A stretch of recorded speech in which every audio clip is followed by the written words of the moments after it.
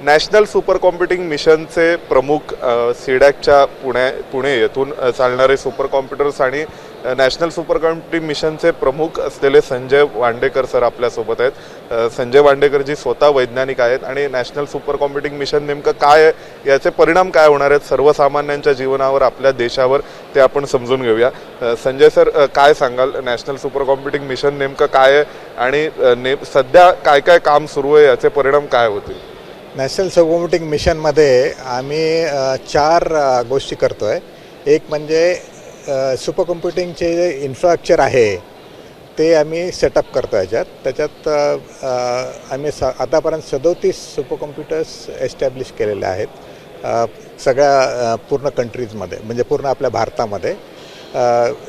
ते जे super computers आहेत ते बऱ्याचशा एज्युकेशनल इन्स्टिट्यूट्समध्ये आहेत, रिसर्च इन्स्टिट्यूट्समध्ये आहेत.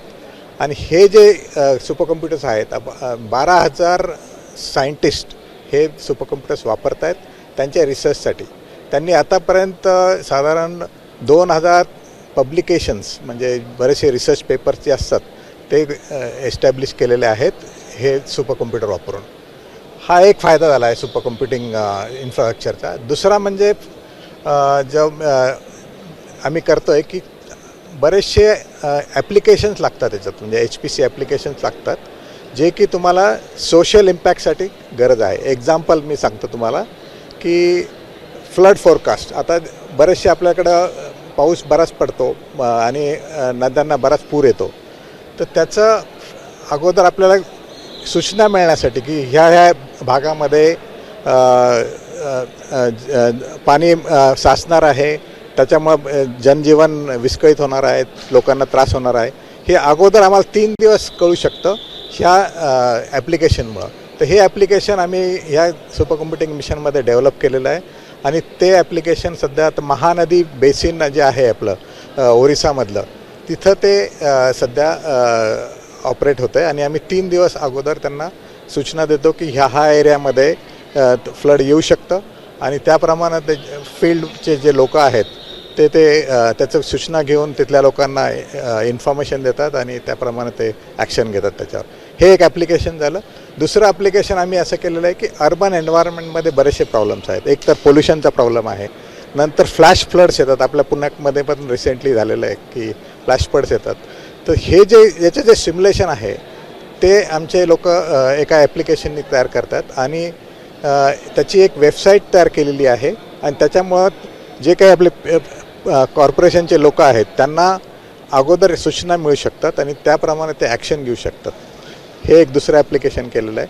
तिसरं ॲप्लिकेशन आमचं आहे ऑइल अँड गॅस एक्सप्लोरेशन. तर त्याच्यासाठीसुद्धा आम्ही एक सिम्युलेशनचं ॲप्लिकेशन तयार केलेलं आहे आणि त्याच्यासाठीसुद्धा सुपर कॉम्प्युटर वापरतात. त्याच्यातून तुम्ही ONGC सारख्या संस्था याचा वापर करू शकतात. ते डेटा फील्डमधून घेतात, त्याचं प्रोसेसिंग होतं सुपर कॉम्प्युटरवर आणि ते प्रोसेसिंग करून तुम्हाला फाइंड आउट करता येऊ शकतं की कुठं ऑइल तुम्हाला मिळू शकतं. तिसरं जे आहे ड्रग डिस्कवरी. आता आपण बघतो की रिसेंटली आपला कोविड पॅन्डेमिक झाला, पण त्यावेळेस त्याच्यासाठी नवीन ड्रग्स किंवा नवीन औषधी आपल्याला शोधायला वेळ नव्हता. त्यामुळे एक्झिस्टिंग जे ड्रग आहेत, जे ऑलरेडी आहेत आपल्याकडं, त्यातलं कोणतं औषध तुम्हाला कोविडवर वापरू शकता, त्याच्यासाठी जे टूल्स लागतात ते सगळे टूल्स या NSM खाली आम्ही डेव्हलप केलेले आहेत. आणि काही आयुर्वेदाचे जे काही औषधं आहेत ते या कोविडसाठी कसे वापरता येतील त्याच्यासाठीसुद्धा त्याचा वापर करण्यात आला आहे.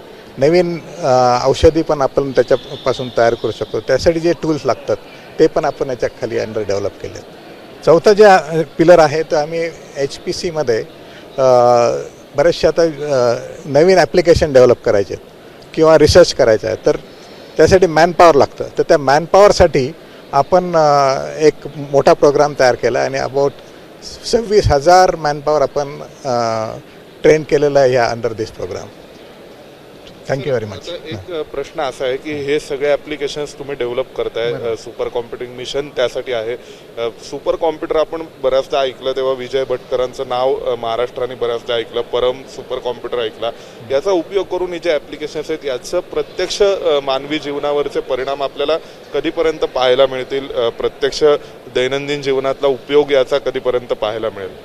नाही, हे आता जे ॲप्लिकेशन सांगितले आहेत ते मानवी म्हणजे जनसामान्यांसाठीच आहेत. एक्झाम्पल आता मी सांगितलं तुम्हाला फ्लड फोरकास्ट. तर आता सध्या काय होतं आहे की तुम्हाला जर अगोदर माहिती नसेल तर उपयोग केला जातोय का? सध्या वापर सुरू केला ना लोकांनी. आणि दुसरा उपयोग मी आता सांगितलं की औषधी निर्मितीसाठी किंवा औषधी ऑलरेडी जे औषधं आहेत आपल्याकडं त्याचा नवीन रोगांवर कसा वापर करता येईल त्याच्यासाठी पण जे टूल्स आहेत त्यासाठी आत्ता वापर सुरू झालेला आहे याचा. हे 2 गोष्टी झाल्या आहेत. अजून आता तुम्हाला माहितीच आहे वेदर फोरकास्टसाठी IMD सध्या वापरत आहे सुपर कॉम्प्युटर्स. सो हे सगळे उपयोग जे जनसामान्यांसाठीच आहेत. साधारणपणे किती दिवसांपासून हे सगळं सुरू झालं आहे? किती दिवस झाले या गोष्टी वापरात आल्यानंतर? आणि अधिक त्या सटीक किंवा अधिकाधिक इफिशियंट कशा होत जातील? किती दिवस लागतील त्यासाठी? आणखी हे काही गोष्टी तर आज बऱ्याच दिवसापासून वापरण्यात आल्या. वेदर फोरकास्टिंगमध्ये गेल्या 15-20 वर्षापासून याचा वापर चालू आहे.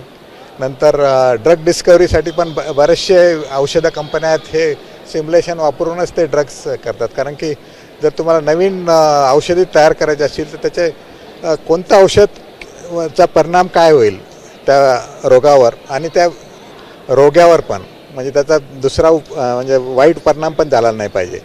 तर त्यासाठी जे सिम्युलेशन्स लागतात ते अगोदर करून घेतात. नाही तुमच्याकडे 10 प्रकार असतील त्याच्या प्रत्येकाचं जर तुम्ही हे करत बसलाय म्हणजे फील्ड ट्रायल घेत बसले तर त्याला 15-20 वर्षे लागू शकतात त्याचे इफेक्ट करण्यासाठी. पण ह्या सुपर कॉम्प्युटरमुळं सिम्युलेशनमुळं तुम्हाला ते लवकरात लवकर करून त्यातले फक्त ठराविक 3 ते 4 औषधं फक्त तुम्हाला फील्ड ट्रायलसाठी वापरू शकतात. तसे कॉम्बिनेशन त्याचे हजारो असू शकतील पण फक्त 2-3 ट्रायल होतात फील्ड ट्रायल. त्यामुळे तुमचा जो ड्रग डिस्कवरीचा जो वेळ आहे तो कमी होतो आहे. आणि ते आत्ता सध्या वापरणं चालू आहे. सगळ्याच औषध कंपन्या वापरतात त्याला.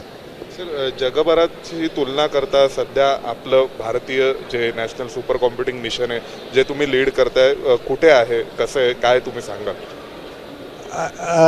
आपण आता बऱ्यापैकी याच्यात लीड घेतलेला आहे. आता सुपर कॉम्प्युटर आपण स्वतः तयार केलेले आहेत. हे आपण त्यासाठी टेक्नॉलॉजी ज्या लागतात, सर्व्हर लागतात, नेटवर्क लागतं, सॉफ्टवेअर लागतं, हे सगळं आपण स्वतः तयार केलेलं आहे. त्यामुळे टेक्नॉलॉजी वाईज आपण किती साईजचा सुपर कॉम्प्युटर तयार करू शकतो. आता एक्साफ्लॉपमध्ये सुपर कॉम्प्युटर सध्या आहेत जे की टॉप 10मध्ये आहेत. आपली पण कॅपॅबिलिटी आहे, फक्त आपल्याला काय फंड्स लागतील. ते फंड्स मिळाल्यानंतर आपण ते करू शकतो. आणि आपली रिक्वायरमेंटप्रमाणे आपण त्यांना आता सध्या त्या साईजचे सुपर कॉम्प्युटर तयार करतो. हे झालं टेक्नॉलॉजी साईडमध्ये. ॲप्लिकेशन साईडमध्ये पण आपण आता बऱ्याचशा मी आता सांगितलं तुम्हाला 3-4 ॲप्लिकेशन हे वापरतो आहे. नंतर रिसर्चमध्ये पण नवीन मटेरियल शोधण्यासाठी पर्टिक्युलर कामासाठी तर त्याच्यासाठी पण सिम्युलेशन करून आपले सायंटिस्ट सुपर कॉम्प्युटर वापरत आहेत.